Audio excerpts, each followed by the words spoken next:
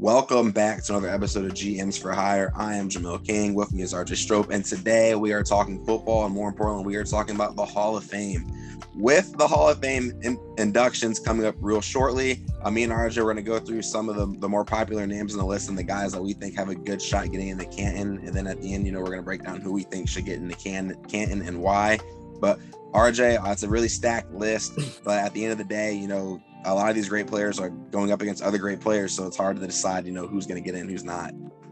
Oh, I think every player that we're about to talk about on this is going to get into the Hall of Fame. It's really a matter of when, not if, with these guys. Because, this class, the more you look at it, I don't think you realize just how stacked it is.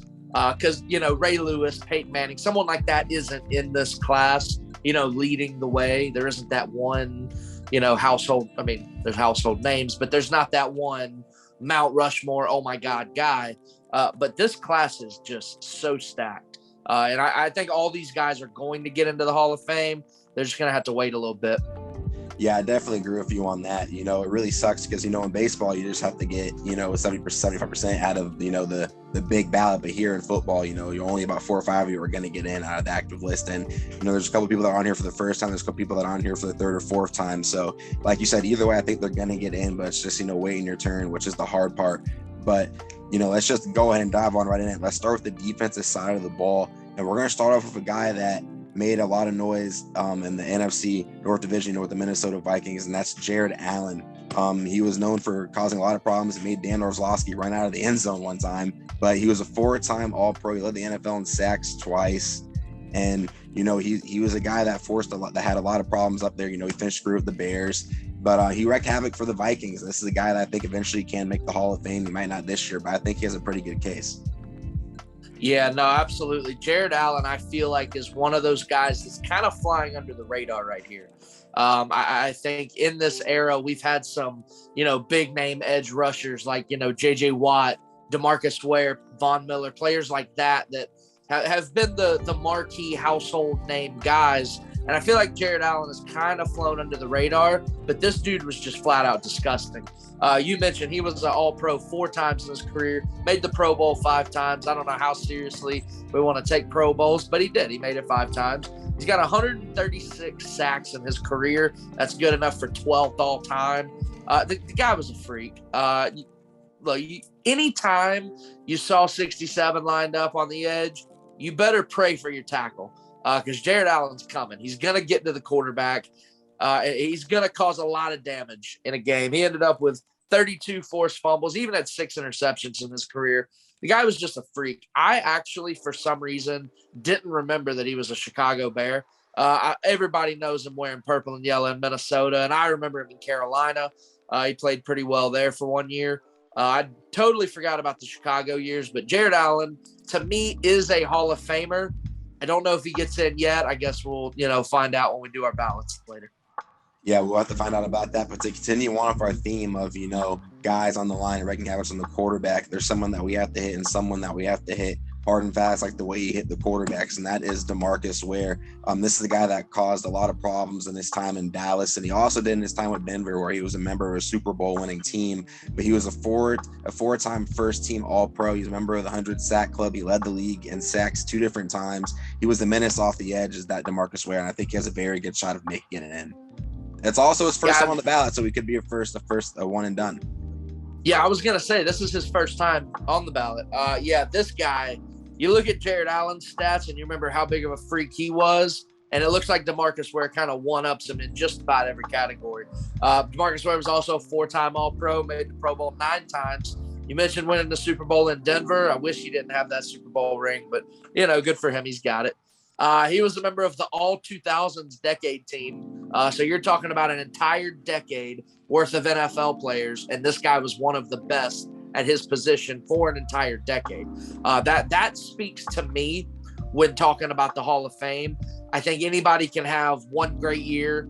Anybody can, well, not anybody, but a lot of people play for a long time and kind of make their stats look better. But to me, if you were never one of the 3 to 5 best players at your position ever in your career, how can you be a Hall of Famer? DeMarcus Ware was one of the 5 best at his position just about every year he was in the league. You mentioned he's got over 100 sacks. He's got 138.5. That puts him 9th all time. This dude's only behind Hall of Famers. DeMarcus Ware is absolutely a Hall of Famer. He will probably get in first ballot. You mentioned being one and done.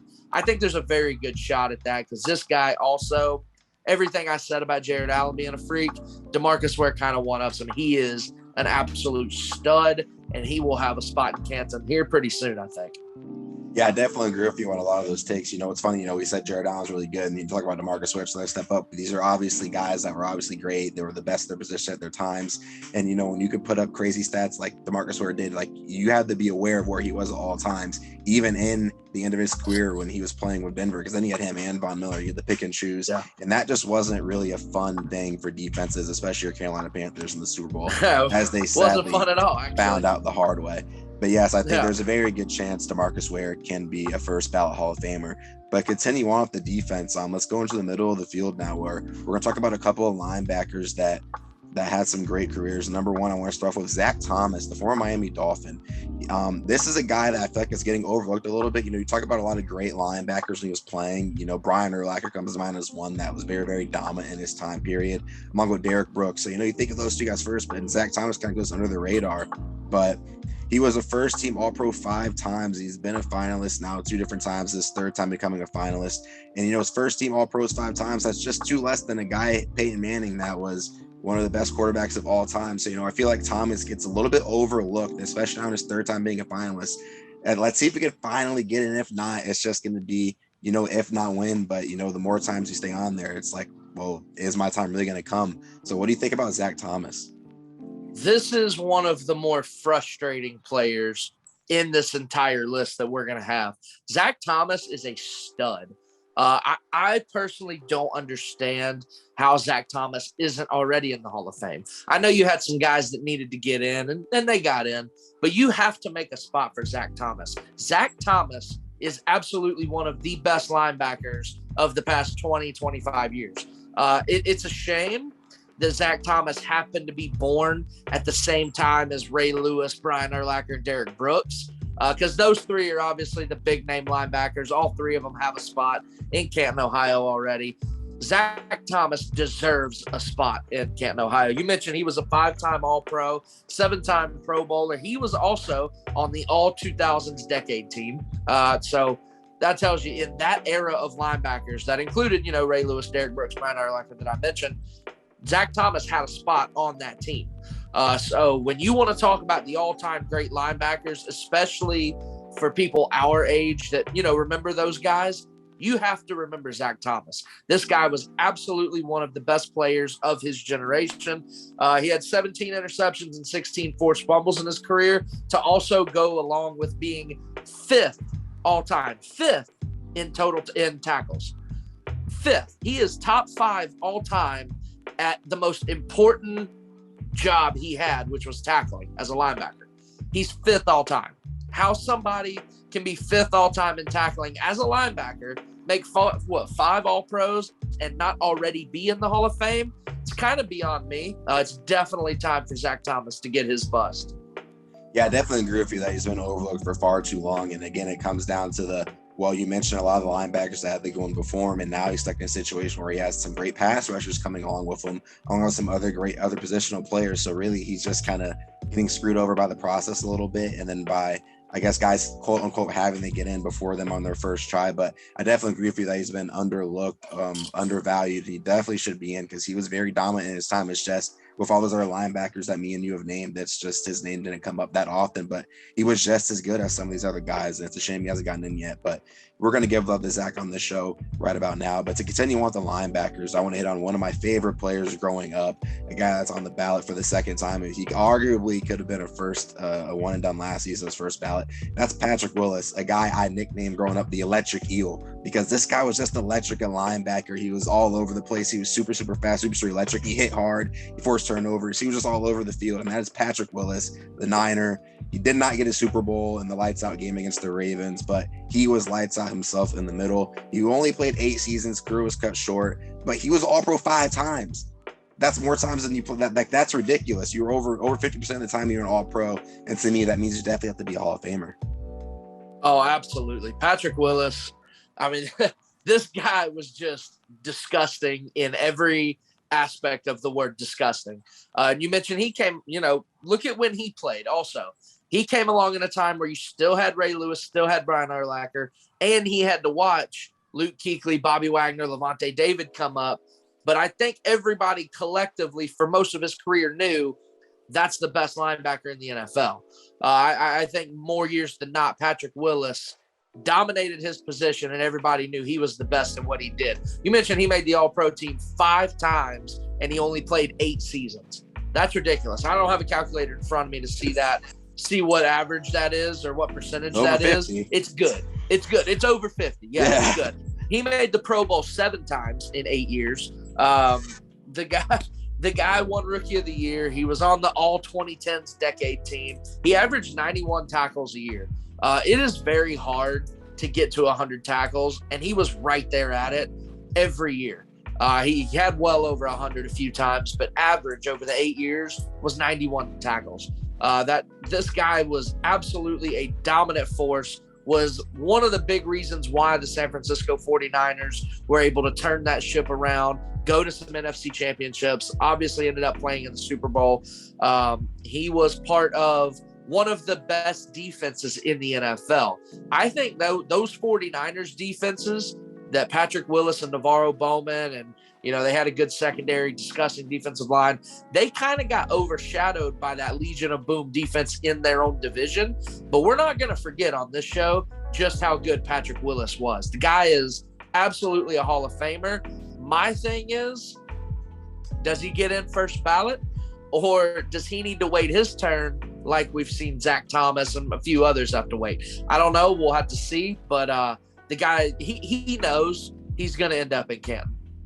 Yeah, he definitely is. You mentioned that a lot of those defenses got overshadowed by the Seahawks, Colin Kaepernick, Russell Wilson, and those battles, Richard Sherman. But yeah, those defenses could really go.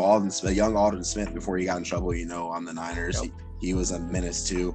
They had a lot of ball players in that team. But yeah, Patrick Willis is definitely going to be a Hall of Famer. It's a shame his career was short, but it was definitely sweet and savory, and it was a fantastic career. I loved watching him. Also, I love calling him the Electric Eel. I love how I gave him that growing up, and I'm going to stick by that. Electric Eel, that's my guy, and he's definitely going to be a Hall of Famer.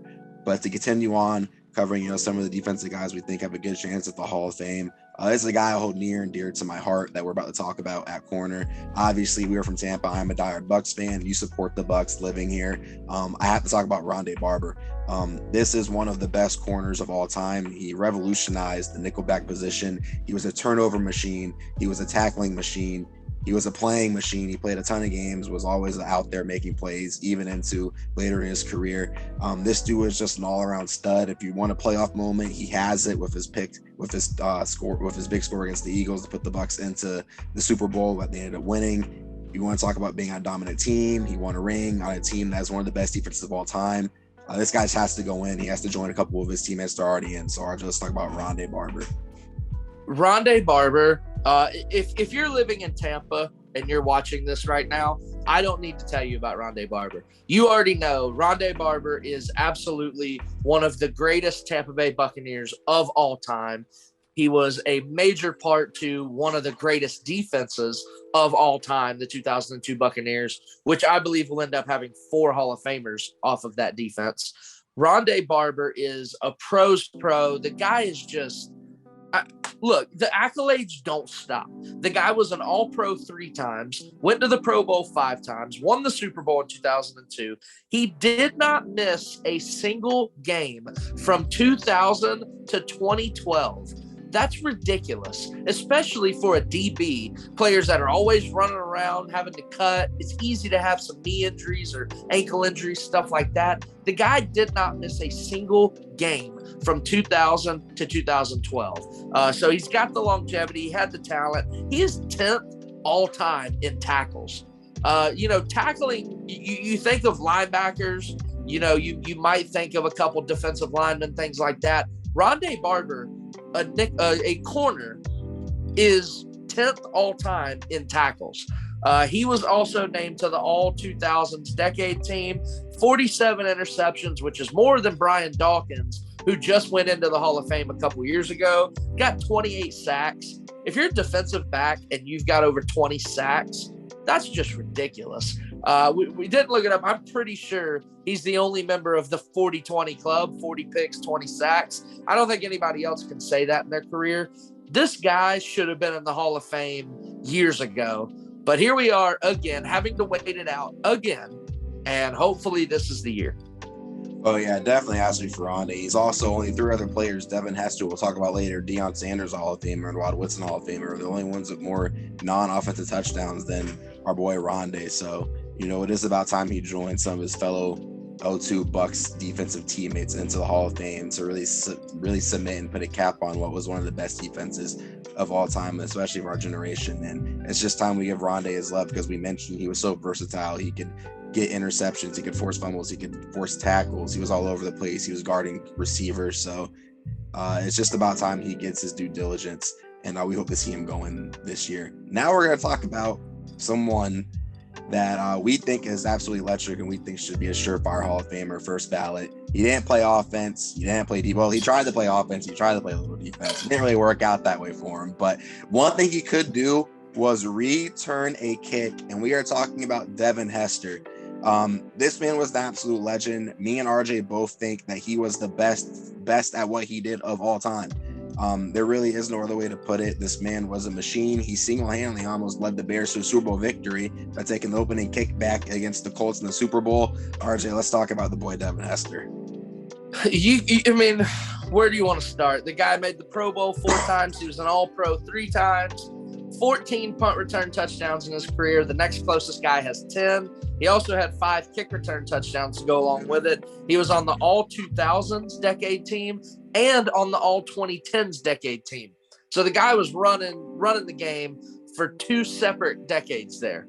Here's my thing with Devin Hester. And yeah, I guess he was technically listed as a wide receiver, on the depth chart, all that. I don't want to hear about, he was only a return guy. He only did this. He only did that. If you are the greatest of all time at what you do, you are a Hall of Famer. I don't want to hear that David Ortiz didn't play defense. If he's the greatest designated hitter of all time, he deserves to be in the Hall of Fame.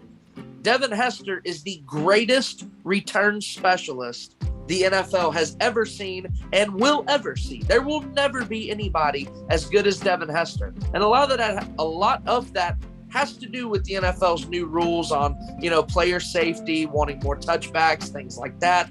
We will not see another player light up the return game like Devin Hester did. This guy was absolutely one of a kind, once in a generation. He's the greatest of all time at what he did. He should be a first ballot Hall of Famer. I don't want to hear about, he only played this many snaps because he was only a return guy. I don't care. He was the best return guy of all time. He deserves to be in the Hall of Fame, and he should not have to wait past this year. Yeah, I definitely agree that he has a great shot at being a first ballot Hall of Famer, because like you said, he's the best of all time at what he did. And for me, he was a game breaker. He's one of the few guys, he's one of the people in this league where when Deshaun Jackson took his return back against the Eagles, where they said don't kick it to him. Devin Hester was a guy you didn't want to kick it to him. Tony Dungy said he was the one guy he was scared of within that Super Bowl, and sure enough, the Colts stuck the covering kicks and they kicked the ball to start the game, and Devin Hester goes and scores. So this is a guy that you were definitely scared of. He's one of the few people in the league that was almost guaranteed to possibly score every time he touched the ball, and that is just something special that can't be taught and definitely needs to be rewarded, because when you're a guy that can score a touchdown to a game where you're only going to touch the ball 5 or 6 times a game max, that's something special in my book. And I definitely think Devin Hester deserves to go in first ballot, and I think there's a good chance that he does, because he was a game breaker. He's going to be one of the few special teams guys we see ever get in. Him and Adam Vinatieri possibly could be the only 2 we ever do see get in our generation, but we'll see what happens with those 2 guys, especially Devin Hester here first. I think there's a good chance he gets in first ballot. I would also vote Justin Tucker in that. I think Justin Tucker's the greatest kicker I've ever seen. Yeah, I think Tucker has a good shot at it too when his time comes. But there's going to be very few guys that only play special teams that are going to get an opportunity to make the Hall of Fame. And the guys we just named they're some of the few that have a chance. And I definitely think Devin Hester should go in first ballot. But it's a very short list. Oh yeah, for sure. Because there's only so many times you get to impact the game, but when you're scoring and changing the games, when you do get the opportunity, I think it needs to be rewarded. And I think there's a good chance it gets rewarded here with Devin Hester.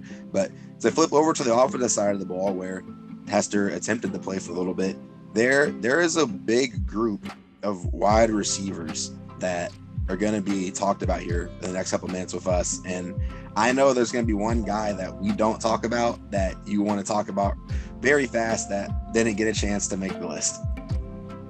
Yeah, I'll go ahead and start with this. Look, we're going to talk about Andre Johnson and Reggie Wayne here in a little bit, but it is an absolute travesty that Steve Smith is not a finalist for the Pro Football Hall of Fame, especially looking at the fact that both of those guys made it as finalists and Steve Smith did not, because Steve Smith's numbers are very, very comparable to those two guys. Steve Smith made 2 All-Pros in his career, 5-time Pro Bowler. He was a comeback player of the year in 2005. Before Cooper Kupp this season, the last wide receiver to win the wide receiver triple crown was Steve Smith in 2005. If you don't know what that is, that means Steve Smith led the league in catches, receiving yards, and receiving touchdowns all in the same season. He won the triple crown. He was the last guy to do it until Cooper Kupp did it this year, which also tells you just how special Cooper Kupp's season was this year. Steve Smith is 12th all time in receptions, which is only 39 catches behind Reggie Wayne and 31 behind Andre Johnson, who made it as finalists, while Steve Smith has to sit at home and watch it. He's 8th all time in receiving yards, ahead of Reggie Wayne and Andre Johnson. More touchdowns than Andre Johnson. He's 1 touchdown behind Reggie Wayne. I would love to know the thought process behind letting Andre Johnson and Reggie Wayne be Hall of Fame finalists while Steve Smith misses the cut. To me, that makes no sense. He was just as good, maybe even a little bit better than both of these guys, at least one of them. He should absolutely be a finalist. I think it's a shame. I do think Steve Smith will end up being in the Hall of Fame, but the fact that these two guys got named finalists while Steve Smith didn't, it does not make any sense to me.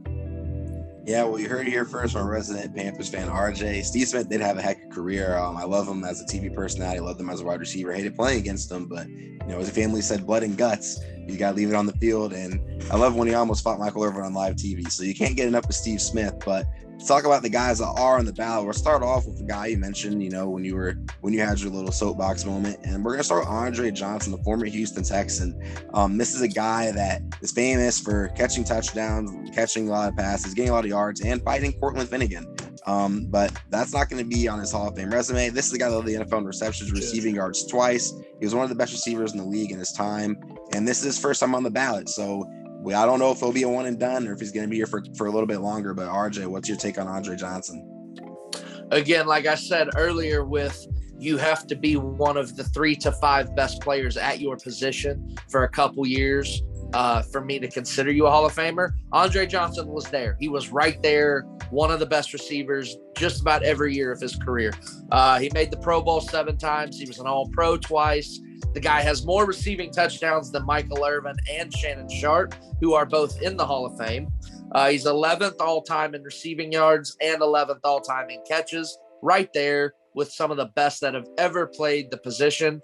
Andre Johnson had a hell of a career, and I don't really care what you say. If he does go into the Hall of Fame, I want to see him fighting Cortland Finnegan on his highlight reel, because when I think of Andre Johnson, the very first thing I think of is him ripping Cortland Finnegan's helmet off and just beating him up. So I love it. You didn't want to line up against that guy and piss him off. Oh no, you definitely didn't. Cortland found out the hard way. What's funny is it's sad because I think a lot of people's first image of Andre Johnson now is the fight and not him catching touchdown passes. But for sure. Hey, whatever keeps you famous in the news, I guess, especially if you were already a great football player, that's just a funny way for us to think about a player like him. But to continue on with this list of receivers, we're gonna hit one more guy that you mentioned when you were having your moment with Steve Smith, and that's Reggie Wayne. And for me, I think Reggie Wayne deserves to get in. I think he had a good shot at it last year, but obviously him and the guy we're going to talk about after, and Torry Holt, did not get in because Calvin Johnson was the first ballot Hall of Famer in Megatron. But Reggie Wayne, He has a lot of great numbers. He was a 6-time Pro Bowler. He was a first team. He had some All-Pro seasons. The former Hurricane didn't miss a game from 2002 to 2012. And a streak of 189 consecutive games played is his third most by receiver in NFL history. He has the most games played in the Colts, and he's high all time in receptions, second, fourth in receiving yards. He had a heck of a career. Obviously, his quarterback is in the Hall of Fame. His teammate Marvin Harrison is in the Hall of Fame. So I think it's only a matter of time until he's in the Hall of Fame. Yeah, Reggie Wayne is one of those guys that's going to be right on the cusp this year, I think. You mentioned he was an All-Pro, made some Pro Bowls, 82 receiving touchdowns, 10th all-time in yards, 10th all-time in catches. He's got a Super Bowl ring, 2006. He was absolutely one of the best wide receivers his entire career. So, again, I'm going to beat this to death. If you're one of the best players at your position for an extended period of time, you have to be considered for the Hall of Fame. I think Reggie Wayne was right there. You mentioned how Peyton and Marvin Harrison already got in. Edgerrin James already got in. Tony Dungy's already in. A lot of those Colts are already in. Reggie's still out here waiting. I don't know how long he's going to have to wait. I feel like he will have a spot in Canton one day. Don't know if it's this year or not, but Reggie Wayne was absolutely a stud. Yeah, he definitely was. And I misspoke. The stats I ran off were postseason stats. So it just showed that he was, a baller and when it mattered the most in the playoffs and when it was on the line to get stuff off the regular season. Obviously, he was all around stud with Peyton Manning throwing the ball. And I think it's only a matter of time until he gets in. Obviously, last year with Calvin Johnson going in, he couldn't. And along with this guy they're about to talk about, and Torry Holt. And I think this is a lot of guy people forget about. Obviously, he was a mainstay on the big time Rams offenses. Him, Kurt Warner, Marshall Faulk. These are guys that went and they won a Super Bowl. They defeated the Tennessee Titans in a game that came down the absolute wire, one of the better Super Bowls we've seen. But this is a guy in Holt. He was a 7-time Pro Bowler. He had 8 consecutive seasons with at least 80 catches and 1,000 yards with the Rams. This is a guy that was a dominant force. He was on the all-decade team, as you were probably going to mention, and a lot of his teammates made the Hall of Fame as well. He's a guy like Reggie Wayne, where you play with a lot of great players that made the Hall of Fame. So it's only a matter of time for you to get in. So how do you feel about Torry Holt? Oh, absolutely. No, that's Torry Holt's another one of these guys that I feel like is kind of under the radar. I don't know why, but I guess when you play at the same time as, Randy Moss, Terrell Owens, Andre Johnson, Larry Fitzgerald, Steve Smith, some of these guys that, are more popular, more flashy. They're going to have more highlight reel stuff. Torry Holt, to me, keeps getting forgotten, but the greatest show on turf. He was a huge part of that. You mentioned the other 3 guys that he was with: Isaac Bruce, Kurt Warner, Marshall Faulk. I believe all 3 of them are Hall of Famers, right? Isaac Bruce get in? They're not yet. Yeah, he's in.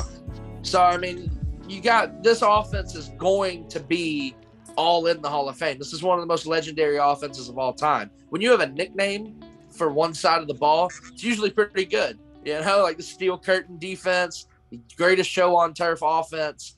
It's iconic, and he will definitely be remembered in Canton. He's got to get in eventually, too. This wide receiver class, it's loaded, and it keeps getting backed up. So we need one of those guys to get in to keep this receiver train rolling, because I think they should all eventually get in.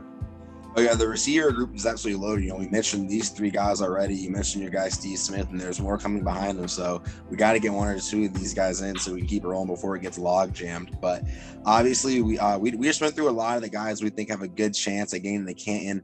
But at the end of the day, not everybody can get in the Canton. So, RJ, it's almost time for me and you to decide, who do we think should be about the 4 guys that get into Canton this year? All right, RJ. So who's going to be your 4 guys that you're going to go ahead and induct into Canton this year?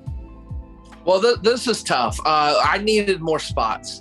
4 is not enough. 4 is not fair. This is ridiculous. I'm probably not going to go to sleep tonight because I'm going to be thinking about this and who I left off. But it's time. We've got a couple guys that have been waiting way too long to be in the Hall of Fame, and they both happen to play most of their careers down here in the state of Florida. I'm putting Ronde Barber in the Hall of Fame. The guy absolutely deserved it, should have been in years ago.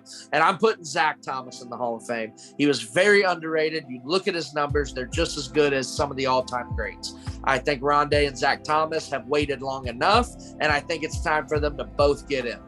Now, to go with them, I got a couple guys that don't have to go through that, and they don't have to wait, because I'm going to have a couple guys making it on their first ballot.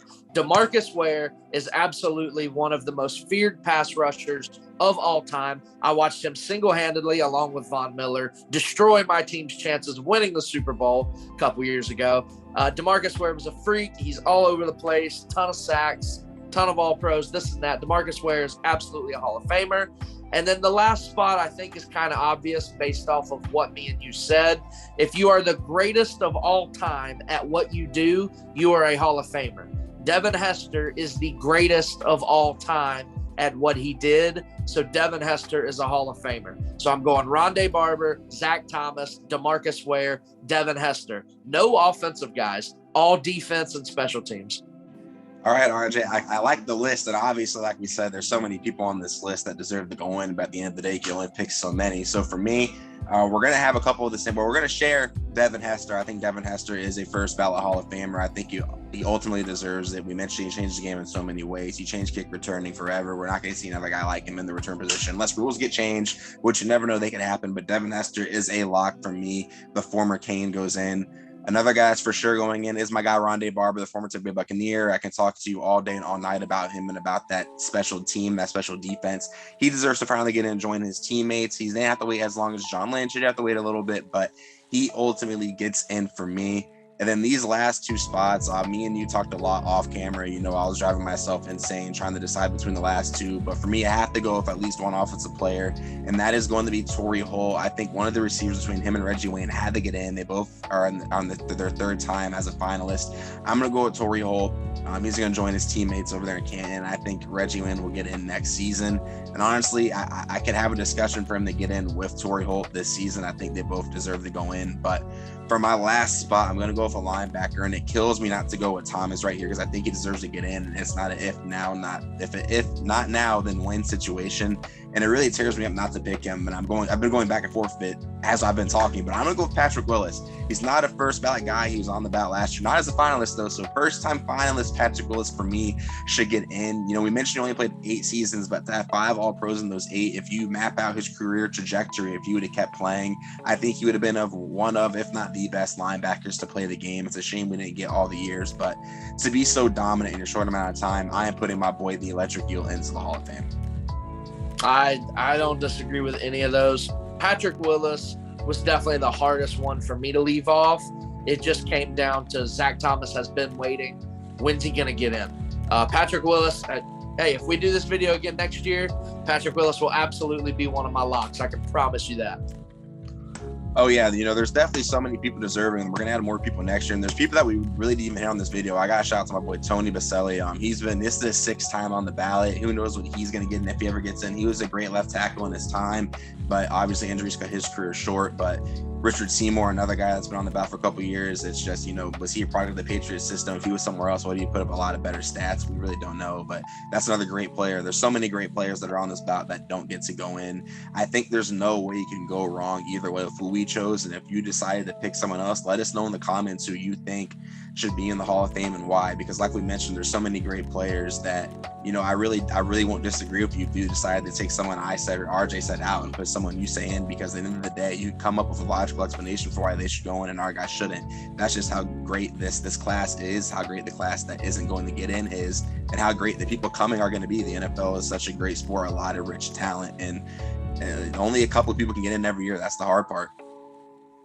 Yeah, no, I wish the voting was a little different and it didn't matter how big these classes were, but we limited ourselves to just 4 players each. And, you know, it's loaded. It's a loaded class. Well, we appreciate you guys for watching. And like I said, let us know in the comments. Let us know on social media, who do you guys think should be in the Hall of Fame this year, as the voting will be happening up here in the coming week. But thank you guys for watching. For Jamil, for RJ, thank you guys for watching the video. Thank you guys for locking in with us, and we'll catch you guys later. Thank you for watching the Hall of Fame video.